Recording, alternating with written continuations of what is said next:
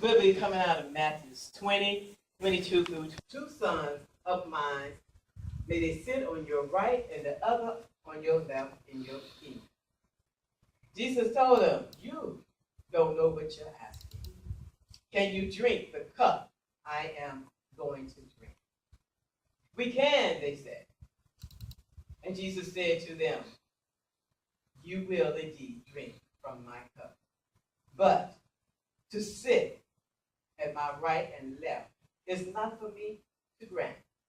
These places belong to those for whom they have been prepared by my Father. This young lady that approached Jesus at that particular time, her name is Simone. Most people call it Simone, some call it Simone. Whatever the name that's been granted to her at that particular time, it changes as she moves forward.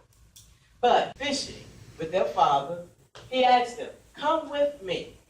And right then and there, they dropped everything that they was doing to follow Jesus. Guess who else followed him? Simone. Because like mothers, we want to make sure that our child is taken care of.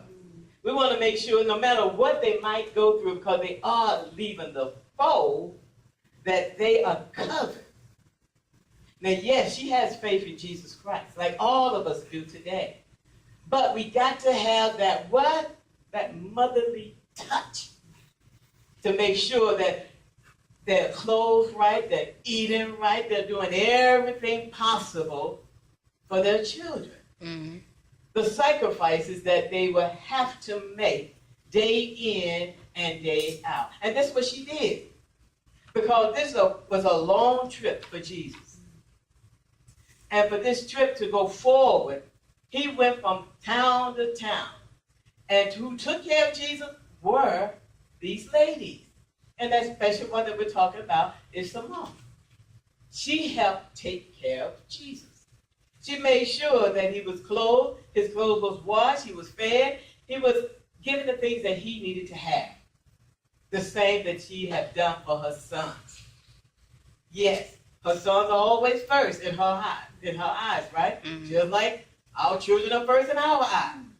You know, we do say, well, I do give Jesus, you know, he's going to be first in our lives. That's what we say. But when you go all the way in that background, who you putting first? Your children. You don't mean to, but we do. Because of what we have gone through for them. And that's what she did. She went a long way, and she went through it. She had compassion. She had love. She had devotion. But she knew that these things need to be done. And for her to go and ask Jesus, and she knew who Jesus was. By now, everybody knew who Jesus was. Can he sit? Can my children sit on your left and your right? That's bold. That is bold for her. Because don't forget, there are 10 other disciples sitting back there and saying, how in the world is this woman going to come up here and approach Jesus like that? Because, you know, they too want to sit on the left and the right. So how are you going to come up and talk for your children when we're here? Now, yes, Grant, we have mothers too, but you don't see them begging for us, right? But she made it a point because of her love for her children, her son. For one, she was happy to know that they were chosen. They're the first 12. And they were also given the name Sons of Thunder. They would do anything for Jesus. But she would do anything for her son. Now, as the story continues on, Simone took extra steps to get where she needed to go. She was always there with the Marys. Mary Magdalene, Mary, the mother of Cephas, Mary, the mother of James, Mary, the mother of Jesus. She was always there. But she left somebody behind. She left a world, a life of her own. Did she not have a husband? Mm-hmm. Now, as a man, right now we just got one in here. How would you feel if your wife just got up and rolled? You wouldn't like that. Because now you got to fend for yourself, right? Mm. You got to fend for yourself. Okay? And that's hard. But she had to do the greater good. She had to prove to herself and to all of us that there are more in our lives than what we have came up with. And that is materialistic things, even husband. We have to move forward because we can only account for whom? Ourselves. And that's what she was trying to do. But at the same token, she did not know she was trying to account for herself. She was trying to account for her children. Mm. Now, Jesus had told her that you have to be a part of God's fold to even get into his kingdom, right? True that. Now, let's think about the sacrifice that she made. She gave up her house. She gave up her home. She gave up her husband. She walked day in and day night. She get up in the morning. She fixed food. She get up in the evening. She fixed food. At night, she fixed food. She makes sure that everything is washed. She makes sure that everybody's comfortable. She cleans up out here, everybody. She's constantly going. Isn't that what mothers do today? They're constantly going. They get at least 3 hours of sleep. If you look at your mothers today, those that you remember, if you just look back, you have seen what your mother has gone through or what she's going through today. Some of us might not see the heroic of our mothers at this particular time. But if you just think about who she is and then who you are, you might be walking in her footsteps. I want to be like my mother. Okay? She was a secretary. Who wants to grow up and be a secretary? Right? I wanted to be adventurous. I wanted to get out and just do everything. Play ball all kinds of ways. Isn't that right, Brother Jim? Okay? And I told myself, I don't want to live and I don't want to die in the same place that I was born in. I needed to get away. Yes, I left my family to go into the United States Air Force because that's me. But when I look at my history, especially in the Air Force, one of my jobs was administrator. Isn't that a glorified secretary?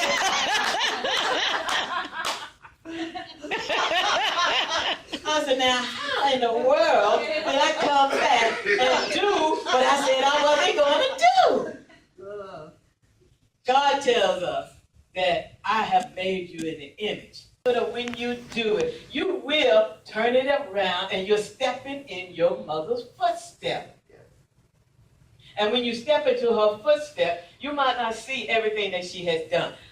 Personally, I have come a long way with my mother. There are things that I have seen and there are things that I have not seen. There are things that I know and there are things that I don't know. And these things that I don't know is because God do not want us to know. But I know my mother struggled, the same as your mother struggled. All of us today have forgotten where the chain that was placed around their leg kept them down. We've forgotten it. We have forgotten the struggles that they had to put forth for you when they don't eat at night because you need to eat. We have forgotten that when you were sick, who's there? And for me, I was 100 miles away. And I told my mom, I got to go into the hospital. She was there. Mm. She was there. She gave up what she needed to do just to be there, just to make sure that I was comfortable, that I was not alone. And that's what mothers do. They make sure that you are never, ever alone. They are taking the same walk that Christ did.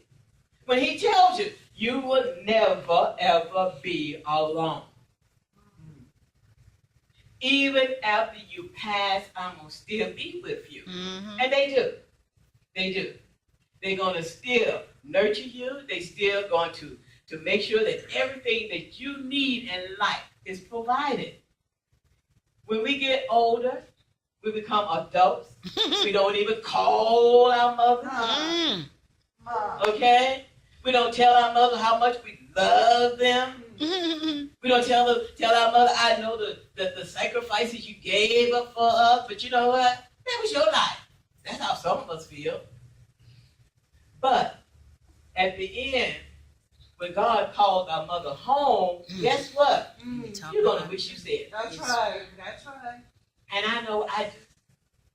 I know that I was there for her when she needed me.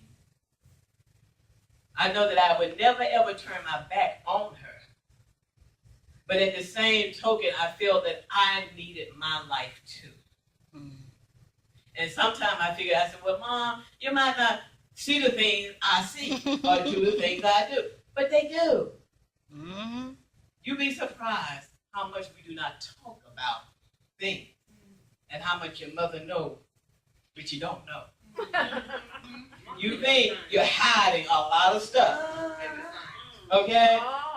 And they might not say it, but they know. That's true. You know? That's true. I walked around for 100 years knowing that I was gay, and my mother never said anything. All she said was she just a little tomboy. Okay, now, I can see it now because now, we're talking about, I'm born in 51, so you know the decades, all right? Back then, it was something totally different. They call it something totally different, right? A bold dagger. Okay, but at the same, it was something to accept. Okay? And that's what she did. She accepted my life. We don't talk about it. Mm-hmm. How many of us talk to our mothers about our personal? That's true. That's okay? And how many of us know that our mother would not take our personal to another level? Come on. Okay? Because they won't. Because it's between you, your mother, and God. That's right. She's there to comfort you when you need to be comforted. The same that she expects you to do with your own children. Your children will not know the sacrifices that you have made throughout your life. Because that is something that they do not share with you. But if you get into the family tree and look back, and I know you know it's there, you will see the sacrifices that they made. I know my mother worked 4 or 5 jobs just to put food on the table. I know my mother was gone 24/7 just to put clothing on my back. I know my mother was there on my birthday, my graduation, and every game I played. As in the military, out of the military, when I was in high school, she was there.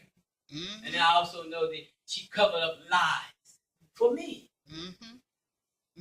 For me. Why did she cover up lies for me? Because she's looking after me. Right. She's making sure that I receive what I need to receive. All right? What kind of lies? Going into the military. A lot of mothers have children born out of wedlock. We know that. We have a lot of kids out there. But at the same token, a lot of us don't want to tell their children this. They don't. They want to let you know that you're loved and that's all you need to know. But when we get older, that's not possible anymore because now we need our lives. When I wanted to get a passport and I applied for it, what happened? We don't have the name that you got. Well, why not? That's the only name I know. That is not what we have. So, yeah, my mother covered up my name so I can go into the military, right? I said, okay, what is my name? And they came back. It's the same name, my mother's maiden name, okay? Yes, I was born before the rest of them, and yes, they have their own father. No, I don't know mine. So what? I know a father in heaven. Isn't that all? Amen. I'm not going to look for somebody that never been in my life. And that's what my mother was looking at too. Don't look for something that never ever been in your life. Because the only person that been in your life is God. God is the only person that been in your life. I can make the sacrifice. Then why don't you help me? And that's what they asked me. That's what Simone did. She was making every possible sacrifice for her children to make sure that they do get into the kingdom of God.